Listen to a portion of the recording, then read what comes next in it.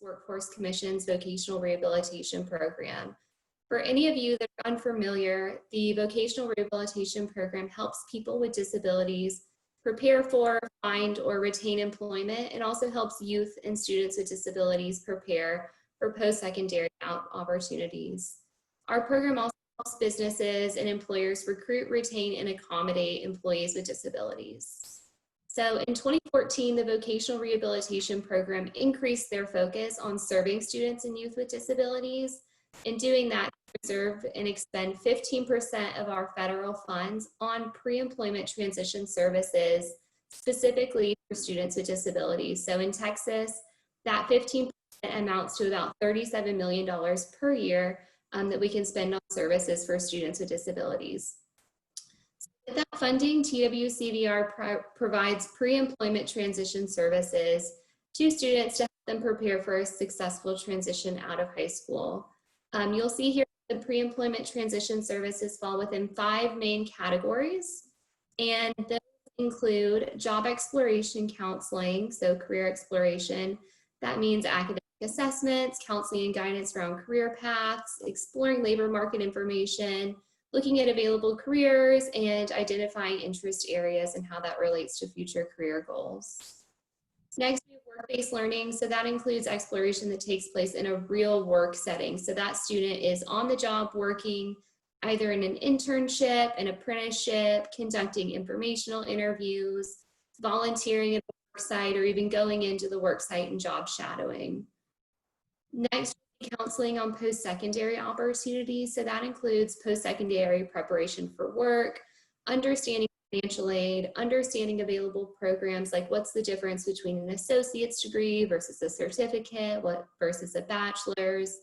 Also talking accommodations and understanding what the expectations are going to be for college level courses once you start from high school. The fourth one here is work readiness training. So that's training that helps students gain soft skills for work, social, independent living skills training, all that it takes to be prepared for a job. And then finally, the fifth component is self-advocacy. So that's training that is focused on making decisions about your life, advocating for your needs, asking for help, assertiveness, all those important skills that our students need to be successful and independent in their future lives. So pre-vet services, those 5 can be purchased, arranged, or provided by TWCVR. Next, we have here students with disabilities. So in order to receive pre-employment transition services, students must meet certain criteria to qualify as a student with a disability, which is defined as between 14 and 22 years of age, be eligible for special education or related services under IDEA, so like 504, and be enrolled in an educational program, which includes secondary education, non-traditional or alternative education programs, think like high school, homeschool, post-secondary education, also other recognized educational programs such as those offered through the juvenile justice system. If a student does not qualify as a student with a disability, but they meet the general VR eligibility criteria, that student may receive similar services. They would just be provided under the umbrella of the general VR program and not with those pre-employment transition services funding that we have allocated.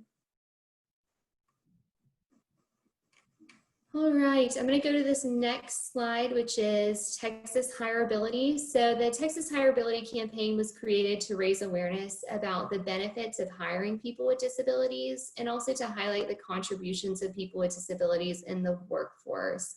So I want to share a video with you guys. This was initially shared during National Disability Employment Awareness Month, and information about the Hireability campaign. Ricky, could you please put up the video? Yes, I'm just switching my screen. Okay, thanks.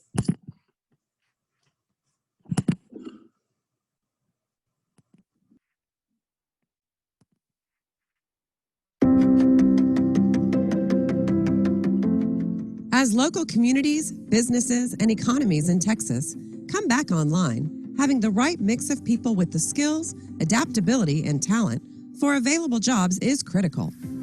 Individuals with disabilities have been innovating and adapting all along, and in some cases, all their lives.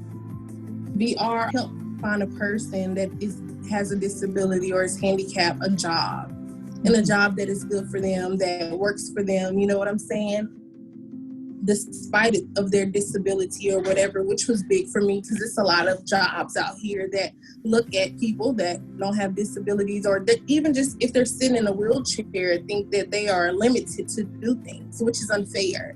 And so I'm glad that VR has, a program to help people like me.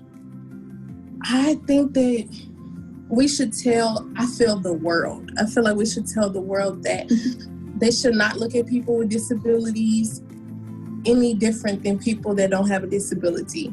Everybody's human. Everybody needs to make it. You know what I'm saying? And it's not fair to put us in a category to where we're limited, because we're not limited. We can do anything. It might be different in the way we do it, but we can do it. And I believe anybody can do it, handicap or not. Texas Higher Ability promotes awareness of disability employment and strives for more job seekers with disabilities to be included among the state's workforce of more than 13.8 million workers. Companies like Dell Technologies that make it a business priority to recruit, hire, and support career development for employees with disabilities experience more innovation, higher productivity, and broad employee engagement.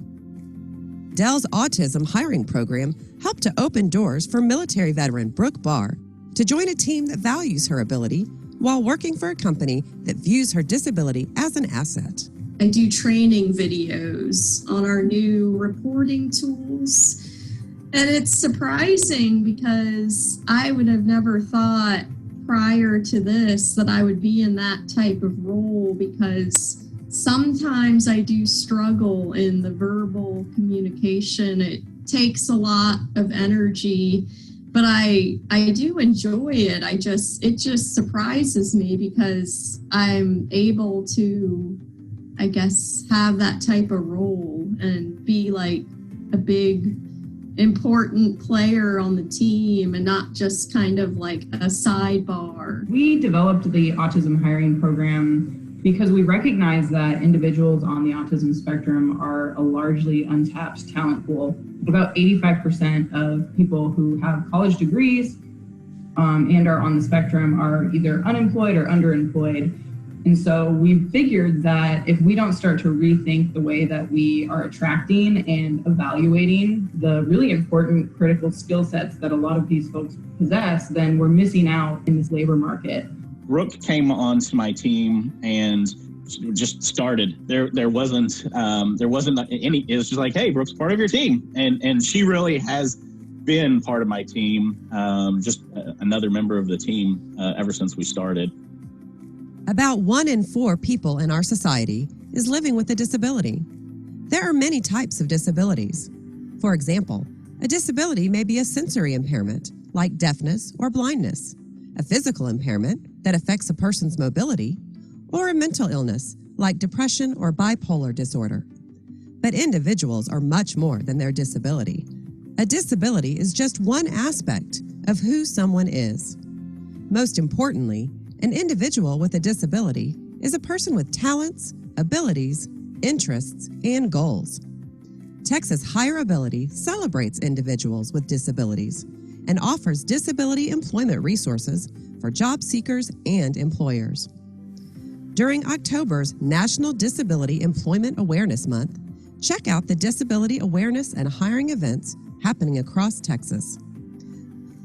Let's all do our part to ensure that people with disabilities are included as we continue to build the Texas economy. To find out more, visit twc.texas.gov/Texas Higher Ability.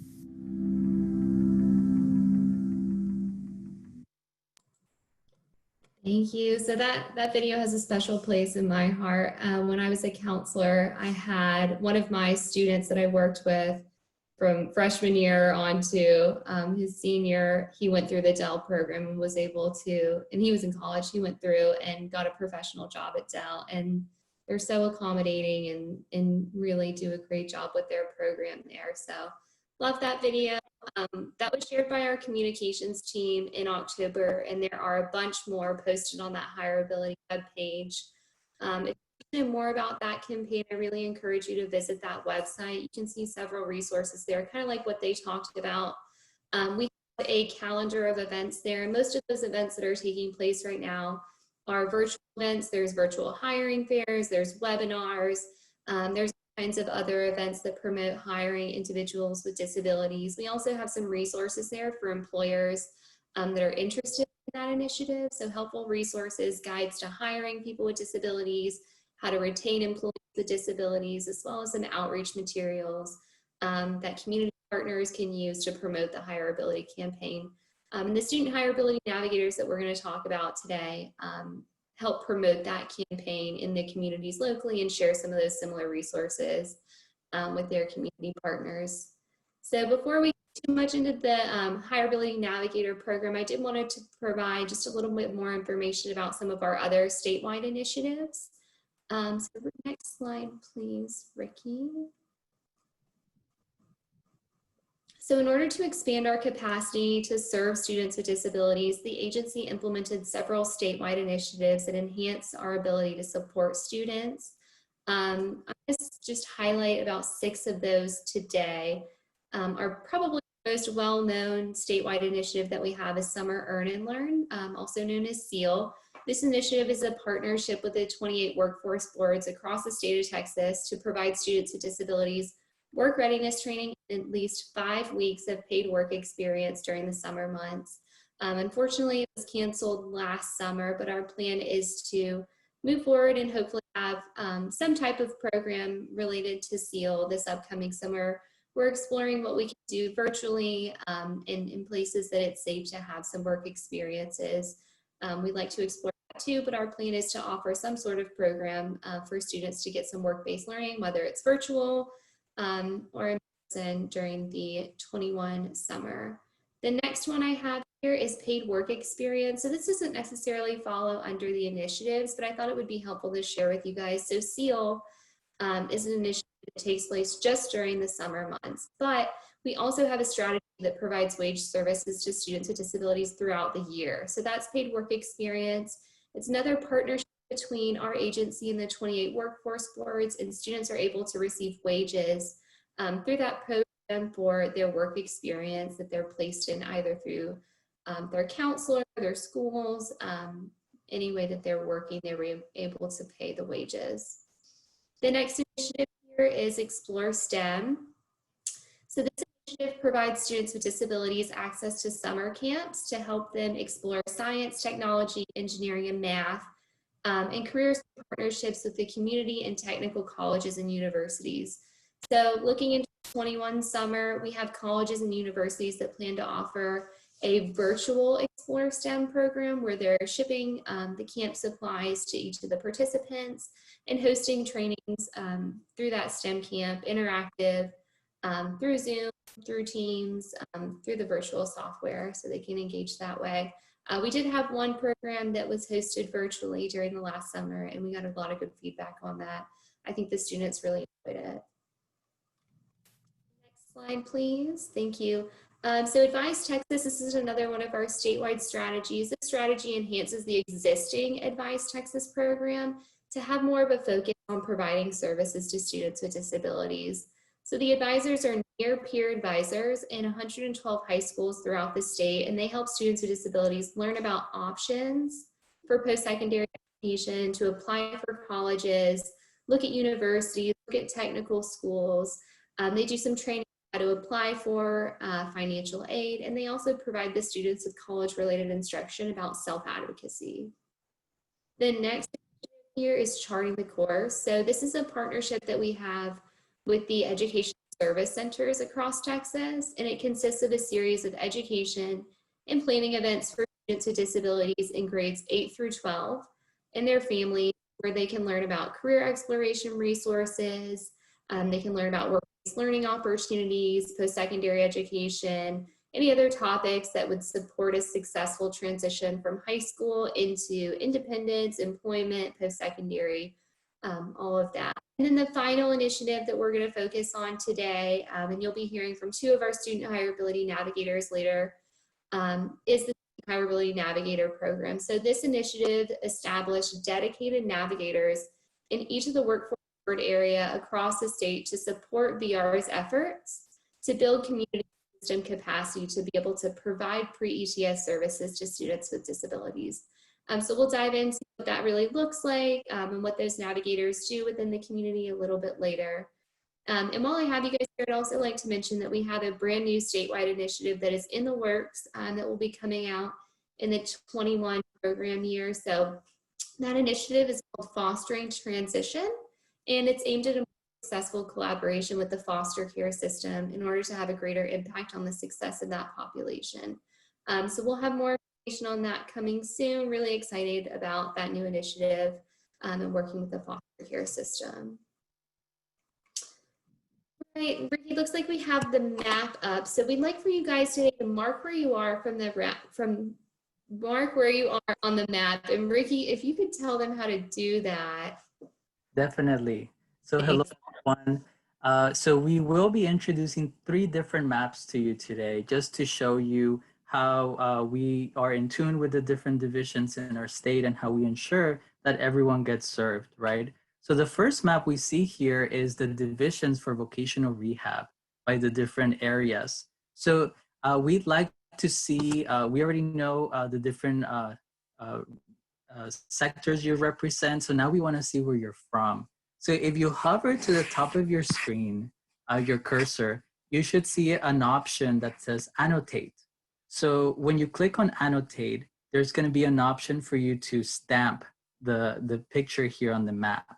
So I would ask that if you are a navigator, if you can please stamp a heart on the area of the map you're from. If you are in the school district, if you could put a check mark. If you are with VR, if you can put a star. And if you're other, then an organization, a partner, if you can put an arrow. So this gives us an idea, right, of the different areas that you're representing today. It gives you a chance to see, right, that there's a navigator present from your area. So thank you, all of you, for joining us. We see a very diverse, broad representation from our wonderful state. So nice to see that.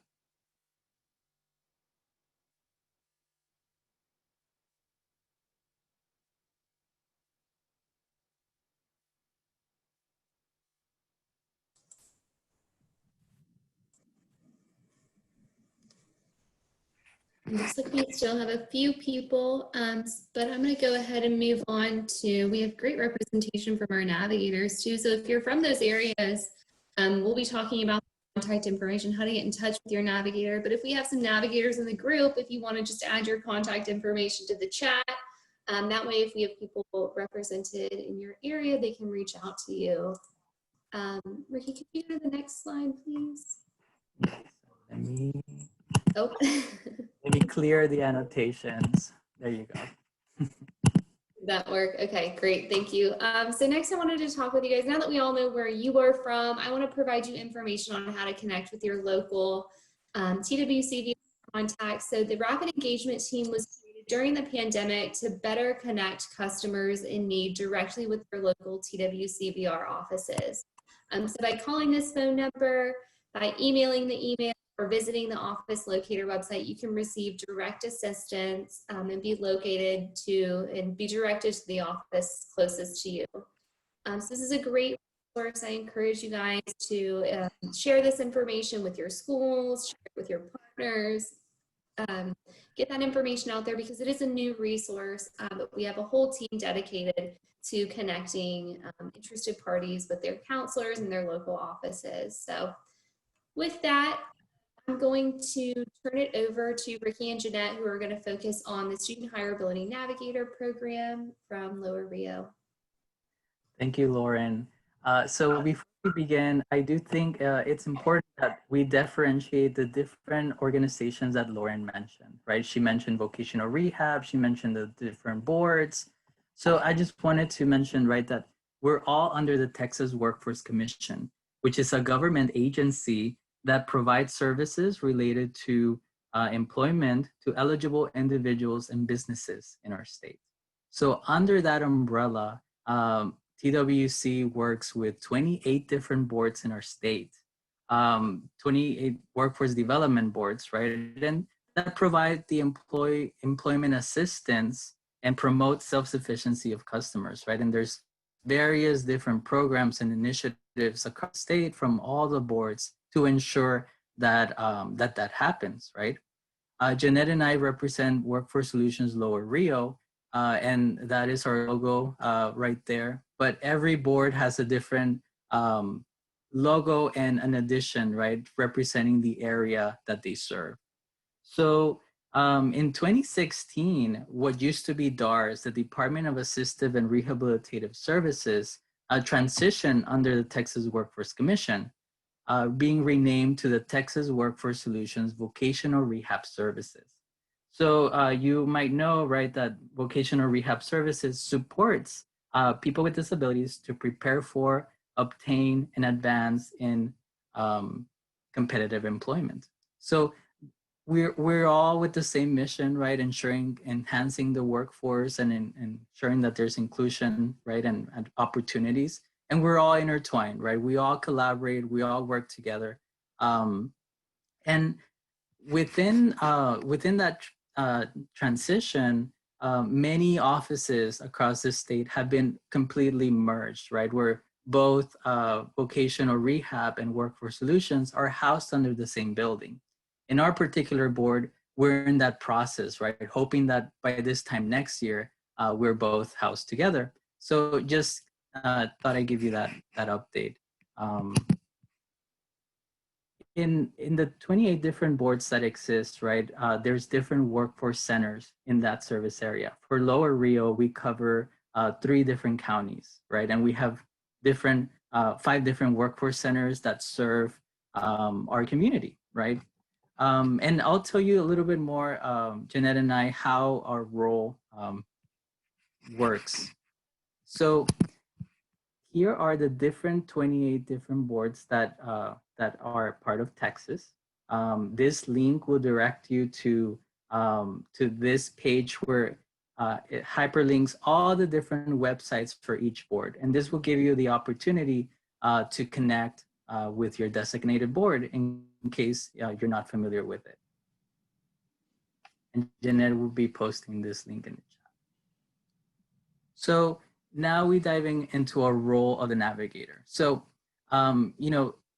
considering that transition that happened, right, where vocational rehab came under Texas Workforce Commission, traditionally, vocational rehab services are considered a hidden gem, right? There's such a plethora of services that they provide, of important services, and not many people know about them. And then when we look at the workforce solutions side, there's a lot of misconceptions, right? People often confuse workforce solutions for the unemployment office, which is not the case, right? So as navigators, our role was created to bring more awareness to the community, right? Clarify the different services that are available, and ensure that all our disability stakeholders have access to this information and to these services. So we are housed with the board, right? The workforce board, yet we promote the services that are offered by vocational rehab. So this is where it can sometimes get confusing, right? So Lauren mentioned all these services that are offered by vocational rehab and the Texas Workforce Commission, right? So our role as navigators is to promote them, to raise awareness about them, in addition to workforce solutions, career and employment services. So ensuring that all of them are inclusive, that they're accessible, that people are becoming aware about them. And there's different ways we do that. But at the core of that is by creating a system that is sustainable and that people will be constantly aware about this, right? We do this by connecting with our community. We go to the different school districts. to our disability organizations, ensuring that people, that students are being connected to these services before they exit high school. Early intervention is so critical and important. So we create those partnerships with the schools to ensure that the students are being connected in advance to the pre-employment transition services. And we create those collaborations, those connections, starting those conversations and introductions, right? We connect with the schools and we can help them coordinate opportunities and collaborate, right, with transition fairs and opportunities that allow students to get connected. Because of the nature of our job, right, we do cover large areas, right? Jeanette and I covered 3 different counties, and navigators, you know, sometimes don't have a counterpart like we do. There's only 6 large boards in our state that have 2 navigators. The others individually oversee their large area. So we are not able to provide direct service. We don't directly provide the placements or applications. We just make those connections, right? To create that systemic change, to create the networking and break down silos, right? With the demands of our jobs, right? And adapting to the demands that have come up because of COVID, we know that sometimes working in silos is unavoidable, right? We're so focused on accomplishing our jobs that it's hard to connect with others and to know who we should reach out to. So as navigators, this is where we come in and we're your support system and a resource to help you stay connected with the different partners in the community that can help enhance a successful transition of students with disabilities to post-secondary education and employment. So we collaborate with different partners that can ensure that, right? To create a comprehensive approach with different sectors of the community. And Jeanette will go a little bit more into detail as to who that entails shortly.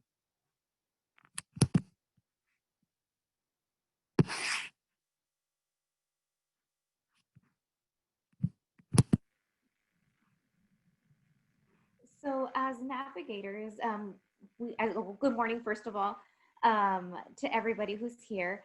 As navigators, there are 3 focus areas that we focus on. Lauren and myself will kind of be giving examples of these. I will be providing examples on some of the things that we have been doing in Lower Rio, and Lauren will be providing kind of an overview. So overall, the first one would be capacity building and systems development, our first focus area as a navigator.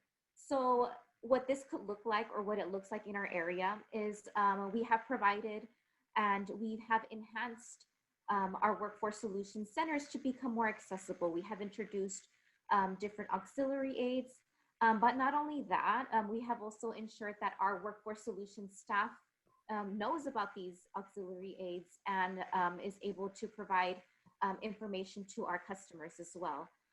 We have provided staff trainings as well on disability etiquette, and we have also enhanced our website. We do have a workforce solutions website, and we have provided different community resources to kind of provide a one-stop area. If there's an individual in our community who is looking for resources for individuals with disabilities, there are different subsections on this related to careers, education, community resources, and also for employers. And one of our newest additions is we have asked several of our community members to provide live on Facebook information about their agency. And I just kind of wanted to give a brief example on this. Yesterday, we did have an individual, a student with a disability, post-education, of course, post-secondary education. And he gave a great presentation on how employers should be accessible and willing to hire individuals with disabilities. And having this posted on our website kind of opened up some doors to other areas, other opportunities. Some employers, some cities have reached out because they want to see how us as navigators can kind of help promote hiring individuals with disabilities to different sectors. And I'll have Lauren provide some examples on that as well. Thanks, Jeanette. So a few other examples of activities that navigators may do within that capacity building and systems development area. So like Ricky mentioned, sharing information about vocational rehabilitation, promoting pre-employment transition services, outreaching to our community partners. So that includes schools, education service centers, community organizations, and just other partner agencies. Navigators may also target outreach to students who are members of traditionally unserved or underserved populations. So think students that are homeschooled, students that fall under 504, students in the foster care system, etc. They've been tasked to do some gap analysis. So to talk with their local points of contact and identify really what are the unserved areas and what strategies do they need to implement to really outreach and serve those areas so that they can promote and connect with VR. Navigators also promote the online tools that are offered through TWC and through their board. So that includes labor market information, labor market career information tools. There's a lot of online tools that are available to students where they can explore careers, explore post-secondary. So just going out there and doing the outreach component. Thank you, Lauren. Partnering and collaboration. Yes, so for partnering and collaboration, as student hireability navigators, it is our role to develop those relationships with different community agencies. At our board level, we have created a transition coalitions, which brings together different individuals, different professionals from different aspects, whether it be businesses, community agencies, our local school districts, our education service centers, and to kind of collaborate together. And as Ricky mentioned earlier, ensure that our partners aren't working in silos, but are working together to remove those barriers that students who are transitioning to post-secondary education or employment are facing.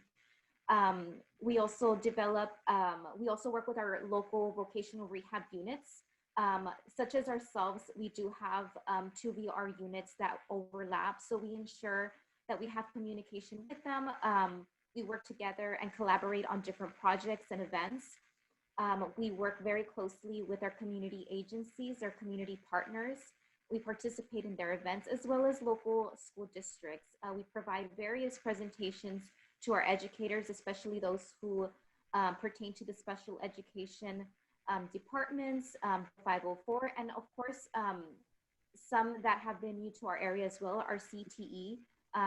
They provide lots of services and directly to individuals with disabilities. So it's great to inform not just those specific teachers and staff that work directly with students with disabilities, but also those who might come across them as well. And also our 18+ programs. We have developing 18+ programs in our area. So being able to partner up with them and connect them with various agencies so that they can enhance their programs has been something that has been working really great. So that covers a lot of partnership and collaboration. So I'll just speak broadly. So navigators within that area will provide technical assistance, provide training to community partners. They can promote resources, activities available to assist students with disabilities. Navigators also develop their own events or contribute to existing events to promote the Texas Hireability Campaign. Jeanette, you covered a lot of different examples of how you can do that, and it always looks different depending on what board area, what are the needs locally, what's the dynamic of that area, and what can we do to really partner, build strong partnerships with community organizations, schools in that area. Definitely. Thank you, Lauren.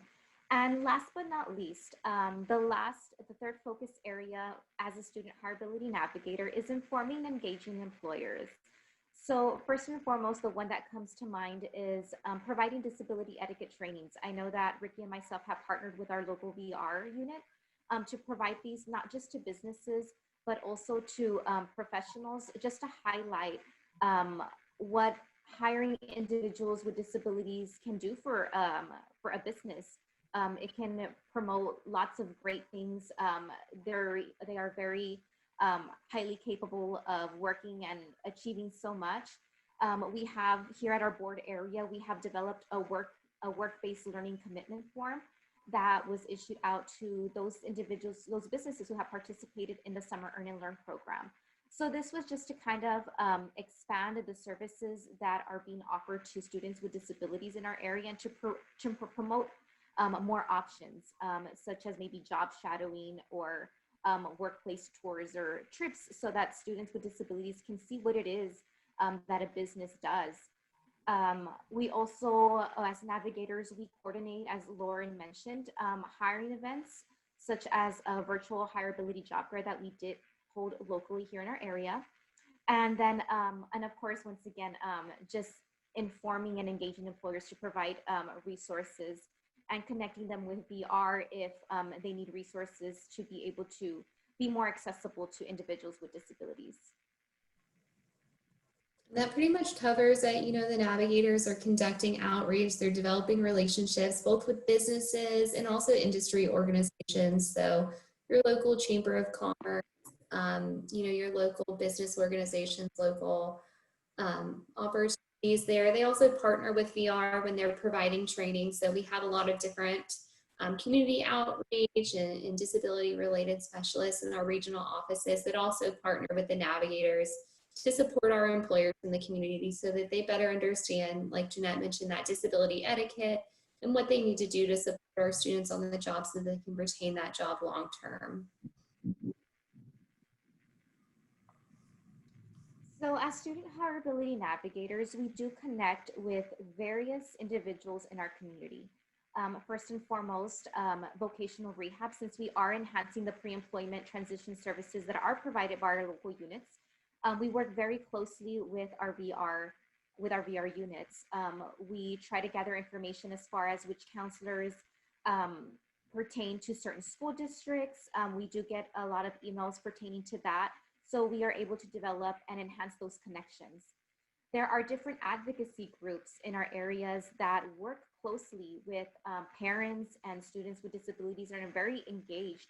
So we try to connect with them to see how we can partner together and enhance not just our collaboration as a navigator, but on different events, and to also inform them and their parents and students on what we at Workforce Solutions do that could help benefit them, as well as VR. Our local school districts. There are, of course, school districts that we have come across that aren't too familiar with our role. So we want to make sure that we inform them that even though they're already connected with VR, as navigators, we can provide much more resources as well, and maybe just enhance those services that they are already receiving. 504 is sometimes an area that is underserved, as Lauren mentioned earlier. So we want to make sure that school districts know to also refer those students. It's quite possible that they could definitely qualify for VR services, or maybe benefit from other services that we at Workforce Solutions to provide for them. Employers, I know employers, as we have learned as we develop our role, are sometimes misinformed when it comes to hiring individuals with disabilities. Providing that disability etiquette and partnering up with VR to kind of mainstream that information is also very crucial to us as navigators. Parents and stakeholders. Parents, of course, are the number one support system for students with disabilities. And we want to ensure that parents are aware of who we are, what we do, who we connect them with, what resources are available. And that way they're informed as their students or children get ready for transition.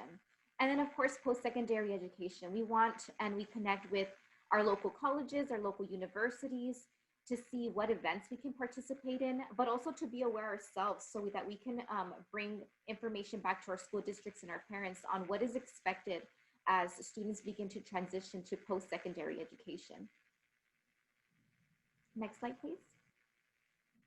So as navigators, Lauren mentioned earlier that one of our main roles is to go out into the community, develop these relationships, and see what barriers are being faced when it comes to students with disabilities transitioning to post-secondary education and or employment. So here on this slide, you see a list of different barriers that as we have gone out, we have heard from, whether it be parents, educators, and I'll just kind of go over some of them. Some of these pertain to our area, but a lot of these are just kind of seen all across the board when it comes to transition. such as parents fearing that their son or daughter will lose benefits if they work. When it comes to barriers like these, we inform them that, VR has some great counselors that can definitely come in and provide presentations to be able to inform them that, this, their children are very well capable of working and regardless of their disability and can still possibly continue to receive their benefits. Employers have negative biases and fears about hiring individuals with disabilities. And this is where providing those disability etiquette trainings are very crucial and come in hand. Rural communities have limited resources, and here in our area, we do have rural communities, limited resources, and of course, we do what we can on our end. And of course, when it comes to these barriers, we as navigators might not have all the answers, but we definitely try to provide solutions. And if we can't, definitely connect them to the right agencies that can assist when it comes to these. And last but not least, I'll kind of go over one of the last ones. Individuals with disabilities don't know how to self-advocate. So what can we do on our end to ensure that our students with disabilities in our school systems or out in the community know how to self-advocate? And of course, just providing them and connecting them to the right resources or material to kind of help them as they continue to move forward. So at this time, we do have an activity that we would like for you all to participate. I know Ms. Vanessa Richards mentioned at the very beginning, if you all have your smartphone, Ricky, if you can put that slide one more time, or if you can bring it up. If you can hover your smartphone over the QR code, it will take you directly to a word cloud that we will be doing an activity, or you can go to slido.com and you can include the hashtag inclusion to participate.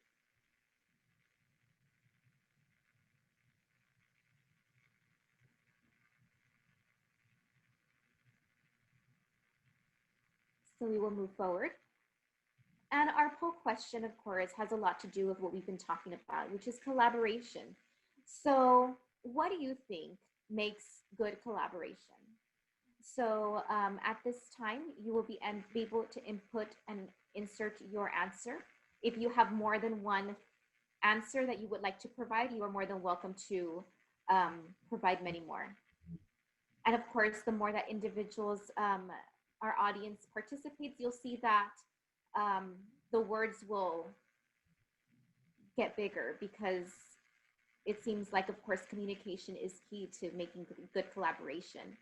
We have resources, creativity, planning, transparency, of course, tools, very important. Relationships, working with a good team, I really like that. Clear communication, common goals, honesty, open-minded, willingness to listen, youth involvement. And I did receive, I saw that comment. I'm sorry that you're not able to participate, but we can definitely share this information with you at a later time as well. And thank you all so much for everyone who is providing feedback. Once again, as navigators, we feel that collaboration is crucial. It's key to be able to build on those relationships and to give back to our community, especially those students with disabilities.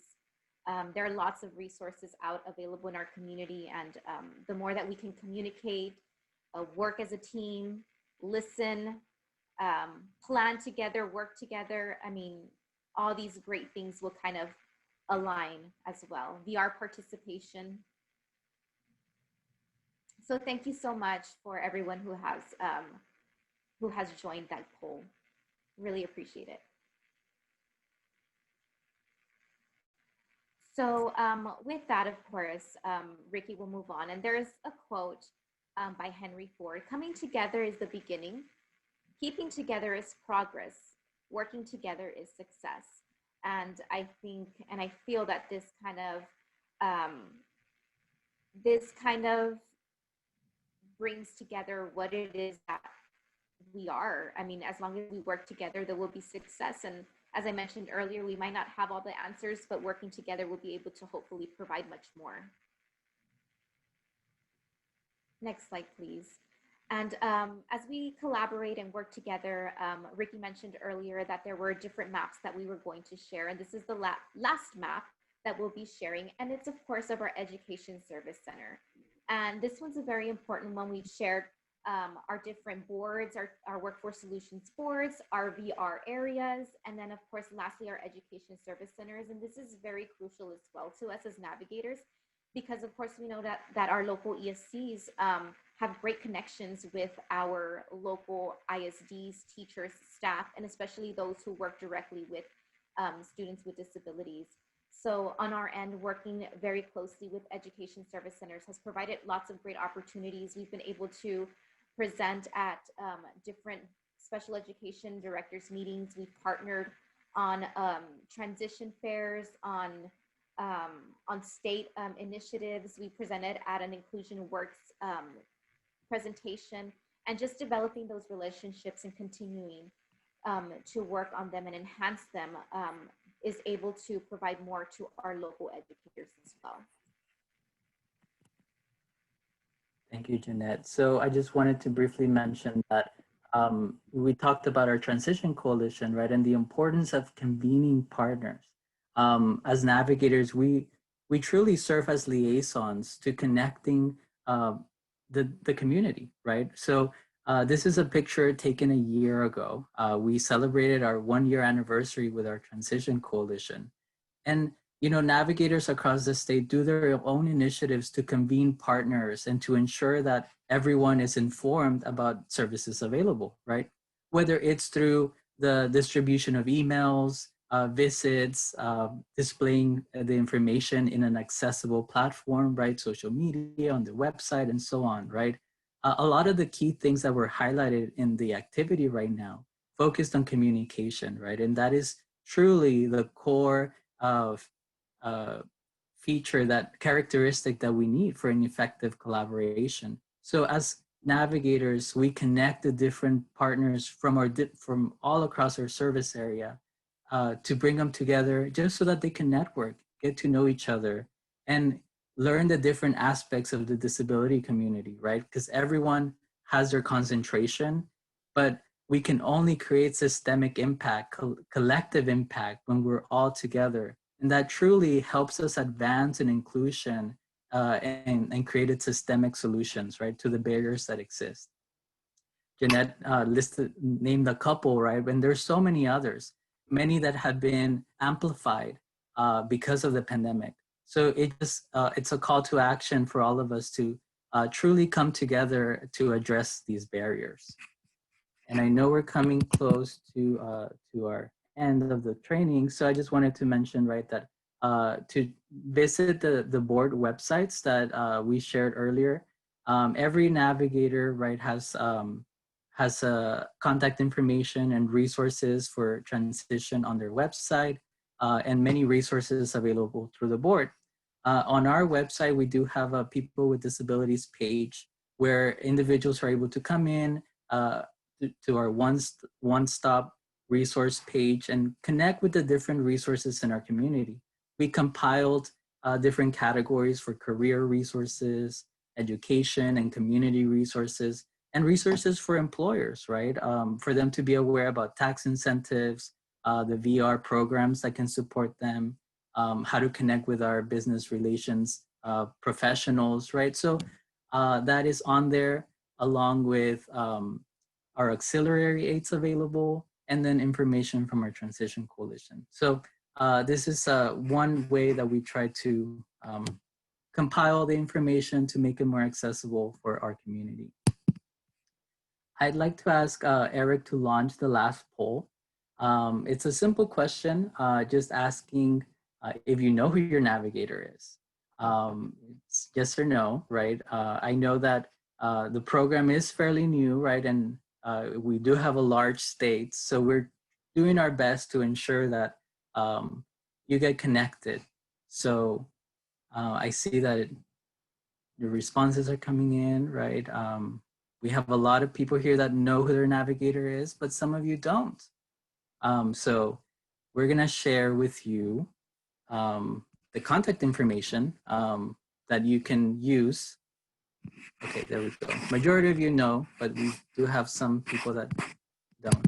So here is the student navigators at twc.state.tx.us is an email you can use to connect, to get more information on who your navigator is. Some of the navigators here present have shared their contact information. That's another way you can connect with them.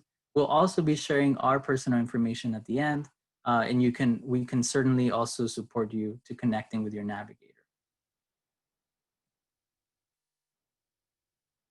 Okay, so we'd like to end with a call to action. We've introduced many different strategies for you to connect with your navigator. You have into other resources, right? To connecting with your workforce board, to connecting with vocational rehab. We just shared the email for connecting with your navigator, and we've shared other contact information here. So if you have not connected with some of these departments and would like to, we would like to encourage you, right, to utilize that information for you to get connected. We'd also encourage you, right, that you are open to connecting with your navigator. Many times it might not, because of our schedules, right, and our demands of the job, we might not see the needs or the importance of connecting with a navigator at the moment. And that's okay. We are here to support you whenever you need us. We have our open door, and we encourage you to do the same for us when you're to collaborate and increasing that systemic collective impact that we were talking about. It takes all of us to work together to advance in that manner. So we're here to serve you, and we hope that you can see the benefits of connecting with the navigators in your area to working and improving services available for people with disabilities. So once again, I'd like to thank all of you for joining us. We hope this information has been fruitful and beneficial to you. I'd like to thank Eric and Vanessa for hosting us today, for all their support and all they do for capacity building in our community. So here's our contact information. Lauren, Jeanette, and myself, you're welcome to reach us if you have any questions. I'd also like to mention that Jeanette and I will be presenting at the Texas Transition Conference next year in February to continue having this conversation. So any questions that we collect here that we did not get to address, we'll be sure to get you more information then. Do we have any comments or questions we want to address now, Lauren? Chat box, it looks like we received one question asking who the navigator was for their area. So if that's your question, please email the student navigator mailbox, and I'll take a look at where you're located, and I'll be able to connect you directly with who your navigator is in your area. I didn't see any questions. There was a question about the program that Dell has. What's the name of it? What is the name of the Dell program? I think we put that in here. Megan Norsat put that in. The Dell Autism Hiring Program. And then there's a link here too. I'm just going to copy and paste it into the chat for everyone. Thank you. So as you do that, Lauren, we'll turn it back over to Vanessa and Eric. Thank you, everyone. Thank you. Hey, I posted the link for our satisfaction survey. So we really appreciate you filling that out. We go through all of our comments and really appreciate everything we can get from that. Also, that really helps us continue to receive funding from the Texas Workforce Commission. Someone just asked about the Google Doc PowerPoint. Yes, you can. I changed the permissions on that, and so you should be able to access that now. If you don't have that current link, just ask for permission, and I will give that to you. Also, we'll be posting this recording as well as the PowerPoint on our website. That's let me get that up here. I think the easiest thing for me to do is I'll just put the link for our upcoming training, and then in there, you'll be able to see our resources tab, which we'll put the PowerPoint and the recording of this training on there. Hopefully within the next week. I think I've been promising the next day, and that is too challenging to make that happen. but next week we can manage that. That is not beyond too challenging. So so please guys, I mean, again, thank y'all so much for coming. Please complete our survey. Let us know of any questions right now. If you have any questions, you can type it in our chat box, or you can unmute yourself, either hovering over yourself, your picture, you can unmute, or pressing your space bar, you can unmute that way as well. I'll give everyone a moment to see if you'll have any questions. Start seeing some pictures now. Hey, Amy.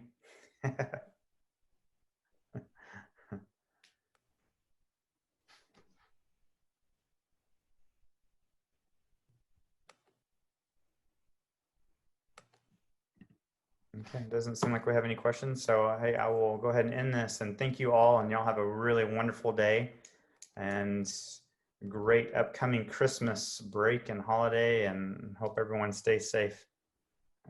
Thank you. Bye-bye, guys. Thank you so much.